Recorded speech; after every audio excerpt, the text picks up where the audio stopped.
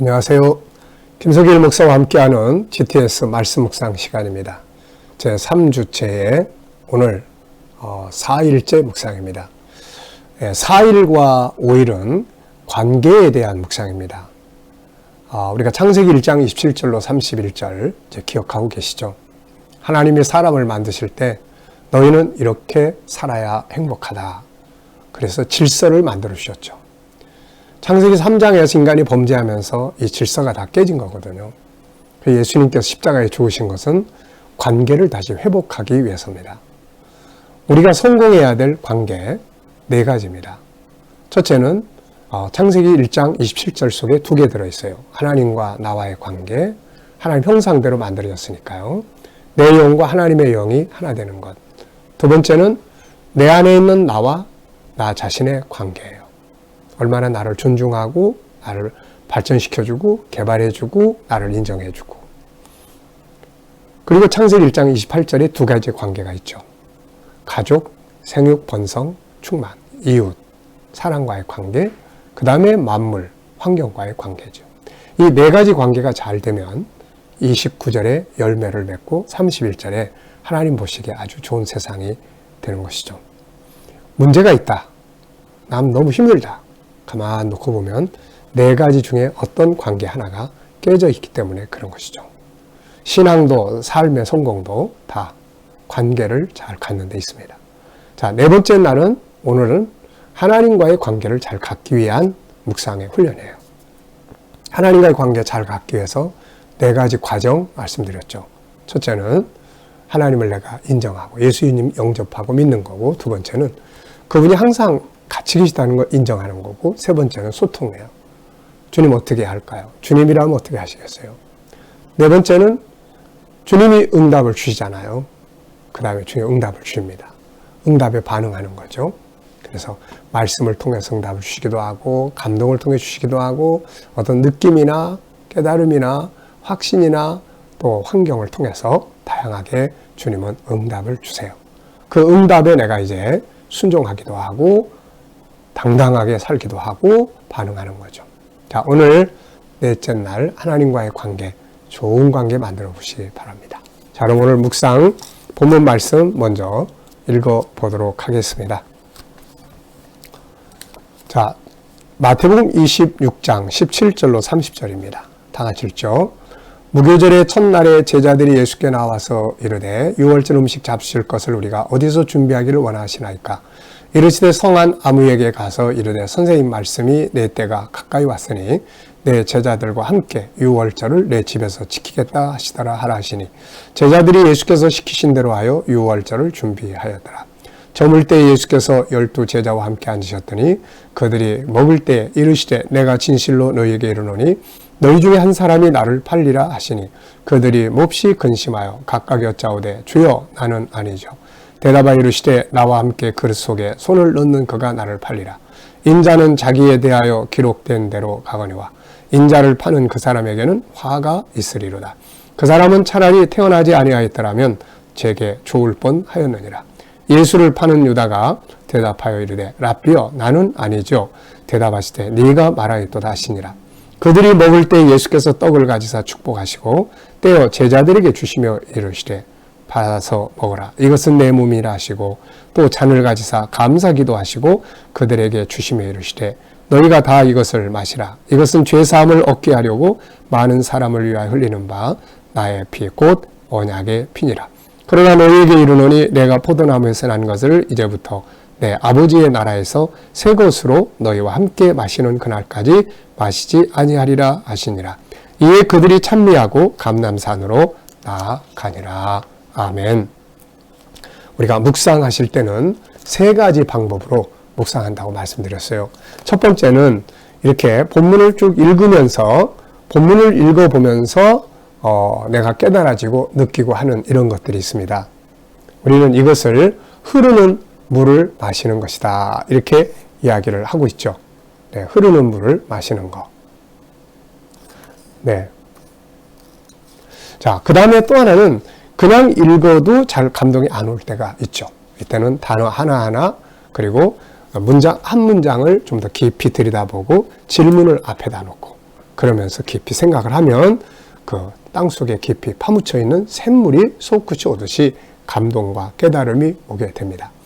그 다음에 이제 세 번째는 이 내용이 이제 우리 안에 있기 때문에 길을 가면서 또 운동하면서 또 저녁에 또 어디 가면서 이렇게 생각하고 이렇게 암송할 수가 있는 거죠. 이 묵상을 통해서 우리가 책을 보지 않고 묵상하는 거니까 더 많은 은혜를 거기서 누릴 수가 있게 되는 겁니다. 자, 이렇게 여러 가지 방법으로 묵상을 잘 활용하셔서 시냇가에 심은 나무처럼 풍성한 은혜가 날마다 있게 되시기 바랍니다. 자, 그러면 이제 네 번째 날 묵상을 우리 함께 하죠. 하나님 마음 느끼기. 자, 먼저 감사한 일 세 가지 적어 보는 것입니다. 어제 하루 동안에 있었던 일들, 또 오늘 출발하면서 감사한 일들, 이렇게 적어 보시면 되겠습니다. 어렵고 힘든 일이 있다고 그래서 겉에만 보지 마시고 또 그 안에 있는 하나님의 선하신 뜻들을 보면서 또 감사해 보시기 바랍니다. 자, 1번입니다. 오늘 본문을 읽고 나서 느껴지는 건 뭔가? 자, 느낌은 사람마다 다 다르고 어제 오늘이 다 다를 수 있고 물론 같을 수도 있습니다. 저는 오늘 세 가지의 내용을 적었는데요.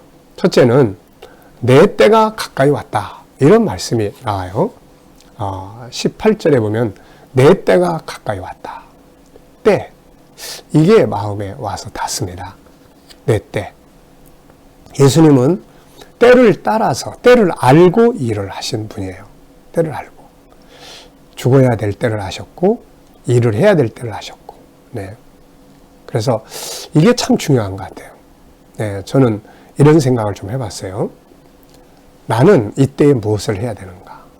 지금 나의 때는 뭔가? 우리가 사람은 항상 그 자리에 멈춰 있지 않기 때문에 나이도 먹어가고 또 세월이 흘러가고 또 여러 가지 상황의 변화도 많이 오잖아요. 근데 그 때에 맞도록 준비하고 때에 맞도록 일하지 못하면은 도태되거나 아니면 마음의 병을 많이 앓게 되거나 그렇죠. 특히 현실에서 은퇴하시거나 나이가 들어서 그러면 이제 또 아무것도 하는 일이 없이 이런 경우들이 혹 생길 수 있잖아요. 그럼 굉장히 마음이 많이 어지럽습니다. 그러니까 자 50대 때는 50대의 일을 또 60대 때는 60대, 70대 때는 또 70. 물론 어렸을 때는 또 어렸을 때에 맞게끔 준비해야 될 때와 일을 해야 될 때. 준비해야 될 때 제대로 안 해놓으면 일을 해야 될 때 굉장히 힘들어지게 되는 거죠, 이게. 그래서 우리가 이런 부분들을 좀 교훈을 얻어야 될 것 같고요. 두 번째는 태어나지 않았으면 좋을 뻔했다. 이런 표현이 있어요. 태어나지 않으면 좋을 뻔했다. 그래서 이런 생각이 들었습니다. 태어나기를 참 잘한 사람과 태어나지 않았으면 좋을 뻔했던 사람이 있구나. 네. 자, 어떤 사람은 태어나기를 잘했을 것 같고 어떤 사람은 태어나지 않았으면 더 좋았을 뻔했을까요? 저는 예수 믿는 사람은 태어나기를 잘했고 예수 안 믿고 멸망으로 가는 사람들은 이 땅에 사는 것이 100년이라면 지옥불 속에 영원한 고통인데 안 태어나는 거에 더 나을 뻔한 그렇게 되지 않을까 싶은 생각이 들어요. 우리 예수 믿는 사람들은 진짜 잘 태어난 거죠. 왜냐하면 이 세상에서 누리는 부귀 영화보다 하나님의 나라에서 누릴 영광이 훨씬 더 크고 영원한 것이기 때문에 그런 것이죠. 세 번째는 예수님께서 떡을 나눠주시면서 먹으라 이렇게 말씀하시고 잔을 나눠주시면서 마셔라 이렇게 말씀했어요. 이걸 보면서 이런 생각이 들어요. 우리는 많은 걸 먹고 마시고 살잖아요. 뭐 세상 사람들은 술도 마시고 세상 것들 막 또 뭐 방탕과 타락도 먹고 마시고 우리는 뭘 먹고 마셔야 될까? 내 몸을 먹으라. 내 살을 내 피를 마시라. 이게 과연 뭘까? 정말 우리가 마셔야 될 것. 은혜의 생수를 마시고 우리 살아야 되죠. 묵상을 통해서 주님의 십자가를 묵상하면서 또 그분의 고난과 아픔 그리고 그 뒤에 오는 영광을 누리고 살아야 된다. 이런 생각이 듭니다. 자, 두 번째 질문입니다. 제자들은 주님께서 시키신 대로 유월절을 준비했어요. 이걸 보시는 주님의 마음 어떠하셨을까? 일단 흐뭇하셨을 것 같아요. 우리가 하루를 살아가면서 내 멋대로 막 살아가면서 나중에 힘들어지면 주님 좀 도와주세요 이런 사람보다 가기 전에 주님 어떤 길로 가면 좋을까요? 어떻게 하면 좋을까요? 묻고 그 길을 따라가는 사람 아마 훨씬 주님이 기뻐하실 것 같아요. 오늘 그렇게 살아보시기 바랍니다. 자, 세 번째는 주님은 자기를 팔게 될 가룟 유다가 뻔뻔하게 나는 아니죠 라고 물었죠. 이때 그걸 보는 마음이 어떠실까요? 우리가 가룟 유다가 예수님을 판다는 것을 이미 알고 있는데 알고 있는 우리가 그 자리에 딱 있을 때 가룟 유다가 주님 전 아니죠 이렇게 물었을 때 옆에서 본다면 어떤 마음이 들었을까요? 저 나쁜 놈 어쩌면 저럴 수 있지 뻔뻔하게 아마 이런 생각이 들지 않았을까 싶습니다. 사실 우리도 그럴 때 많죠. 네. 이 밑에 보면 때로는 우리 역시 이럴 때가 있다. 예수님 찬양하고 잘 믿는 것처럼 말하고 막 믿음이 좋은 것처럼 이야기를 하는데 막상 자기 이익에 부딪혔을 때는 신앙의 정체성을 다 잃어버리고 그냥 예수님 모른 척 할 때가 있잖아요. 이때 이것을 보시는 주님의 마음은 어떠하실까? 저거 지난번에 가룟 유다가 나 팔아먹는다고 그러면서 뻔뻔하다고 그래 놓고는 이제 지가 뻔뻔하게 하네. 아마 그러시면서 웃지 않으실까. 네. 참 안타깝죠. 자, 네 번째는 예수님은 잔을 가지시고 하나님 앞에 감사 기도하셨습니다. 고난의 잔을 감사함으로 받으시는 아들의 모습을 보실 때 하나님 마음 어떠하셨을까요? 굉장히 기뻐하셨을 것 같습니다. 이 뒤에 나오는데요. 때로는 힘들고 어려운 일이지만 우리도 하나님이 주신 사명이나 고난의 잔 앞에서 힘들고 어렵지만 아버지 감사해요. 이것도 큰 은혜입니다. 하나님이 주신 은혜의 잔입니다. 하나님 감사합니다. 이렇게 하고 있다면 그걸 보시는 하나님 마음은 어떠실까요? 아마 굉장히 기뻐하시고 도우실 것 같습니다. 자, 오늘 나는 사명을 위해 내가 마셔야 할 잔을 마시고 있나요? 혹시 피하고 있나요?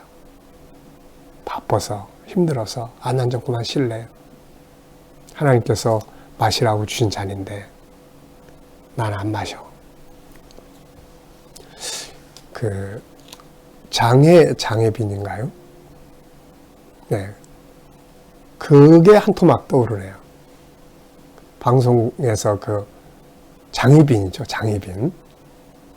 나왔는데 나중에 이제 왕이 사약을 내려보내요.